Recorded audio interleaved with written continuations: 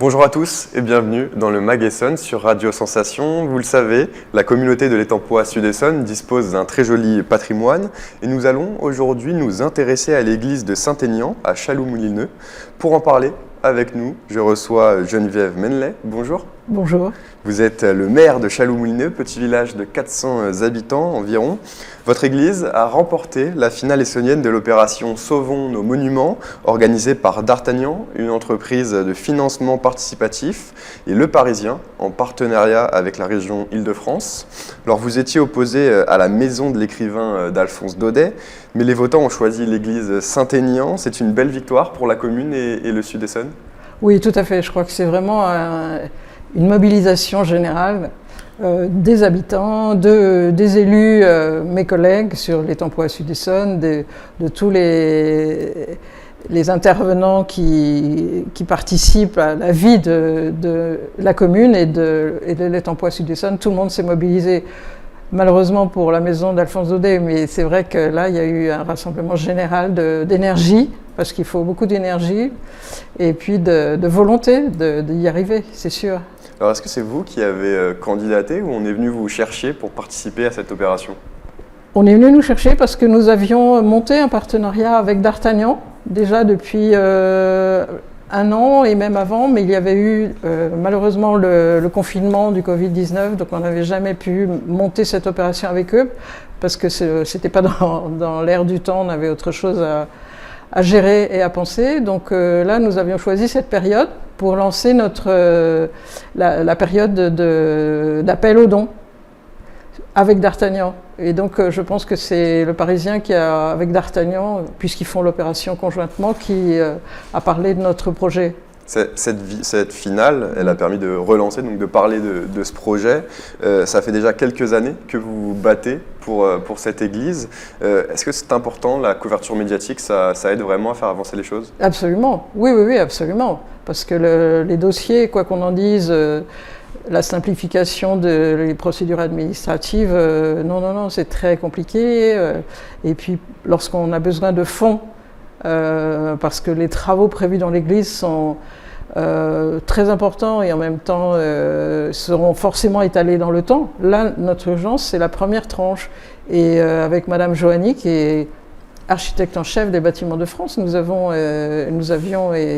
non pas des bâtiments de France, je me trompe, elle est au ministère de la Culture de la DRAC, c'est-à-dire qu'elle était venue, parce que dès que j'avais été élue, lors de mon premier mandat, en 2014, je lui avais demandé de venir voir l'église, parce que je me disais qu'il y avait quand même un problème. Et donc, depuis 2014, vous vous battez oui. Pour restaurer cette église. Quelles ont été les différentes étapes depuis 2014 jusqu'à aujourd'hui, cette victoire ? Eh bien, Madame Johanny est venue, donc elle a constaté elle-même les problèmes et le fait que l'église penche d'un côté, sur le côté nord. Les piliers, c'est un peu comme la tour de Pise, mais presque, vraiment, ça se voit à l'œil nu. Et puis les voûtes, on voit des fissures énormes qui apparaissent et qui s'agrandissent au fil du temps. Et c'est pas des gravats, mais ce sont des plaques de revêtement des voûtes qui tombent. Donc Madame Johanny a tout de suite... l'architecte du patrimoine Stéphane Béraud était là pour cette visite. Ils nous ont obligés à instaurer un périmètre de sécurité. Donc l'église est coupée en deux actuellement.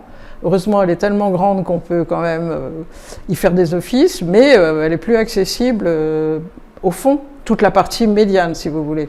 Et comment on explique qu'elle soit dans cet état-là ?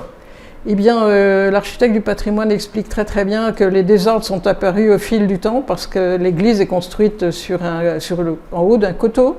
Et autrefois, elle est très ancienne, elle date du XIe siècle. Il y avait une chapelle au départ qui était... et après, elle a été agrandie avec une partie romane.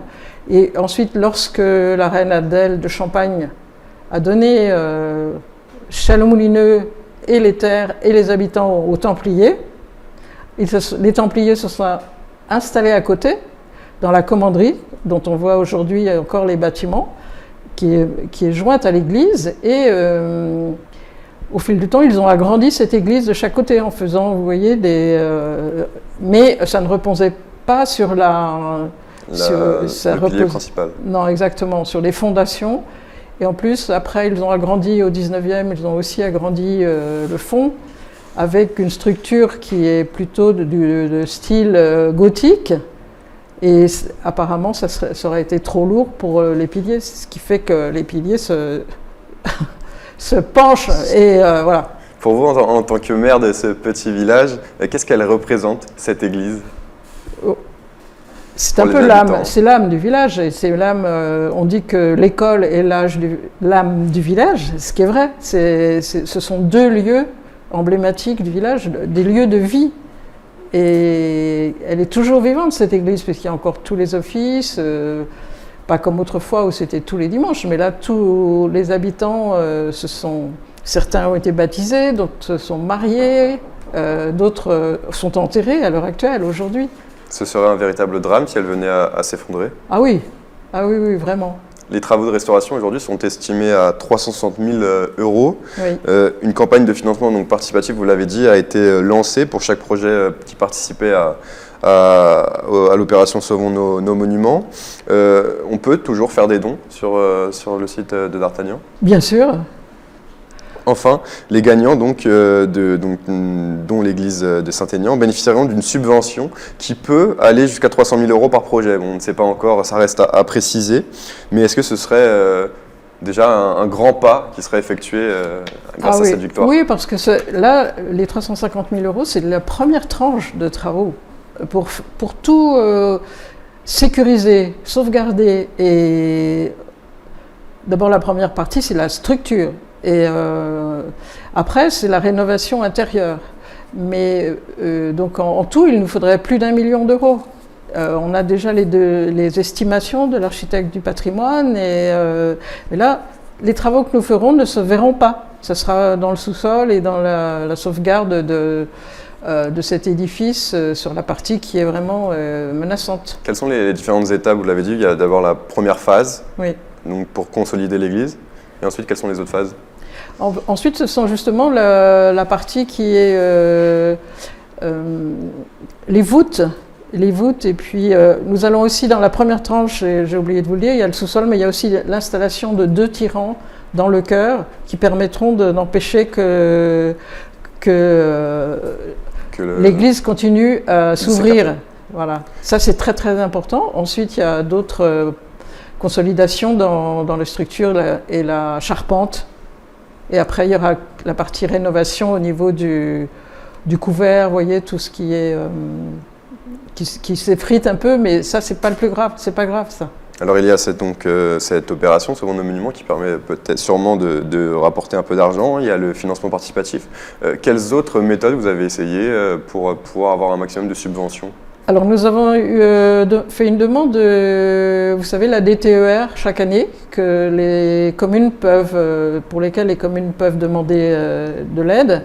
Et jusqu'à maintenant, depuis que nous avons été élus, nous avions, parce que les églises n'entraient pas parce qu'il faut rentrer toujours dans une catégorie bien précise, pour tel type de demande de subvention. Et les églises étaient considérées comme un bâtiment religieux, donc ça ne... Non, ça ne rentrait pas, c'était surtout les écoles, les bâtiments publics. Alors jusqu'à maintenant, on avait consacré cette DETR qu'on avait chaque année à l'école, parce qu'il y avait aussi des agrandissements à faire, parce que l'école s'agrandit, voilà. Donc pour la première fois, en 2020, l'Église est rentrée dans ce thème. Donc on l'a demandé et on l'a obtenu. Donc nous avons obtenu en 2020 la DETR, que nous pouvons utiliser jusqu'en 2022. Donc ça rentre pile dans notre projet, là.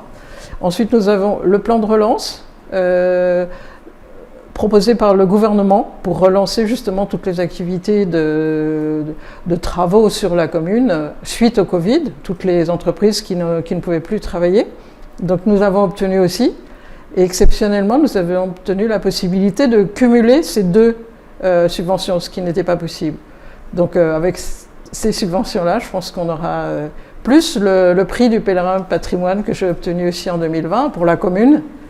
Voilà, qui est un prix financièrement modeste, mais qui a une aura extraordinaire et aussi les mécènes s'attachent beaucoup aux rénovations de tous ces monuments, qui ne sont pas uniquement des églises d'ailleurs, puisqu'ils priment aussi des apprentissages, qui sont relancés aussi par le gouvernement aujourd'hui, l'apprentissage dans la rénovation. Merci beaucoup. Geneviève Menlet, on va suivre ça. Je rappelle qu'en plus, c'est depuis 1926 un monument historique. Merci beaucoup d'être venu à notre micro sur Radio Sensation. Je rappelle que vous êtes la maire de Chaloux-Moulineuf. Et vous pouvez retrouver cette émission en podcast audio, vidéo sur notre site ou sur notre application Radio Sensation.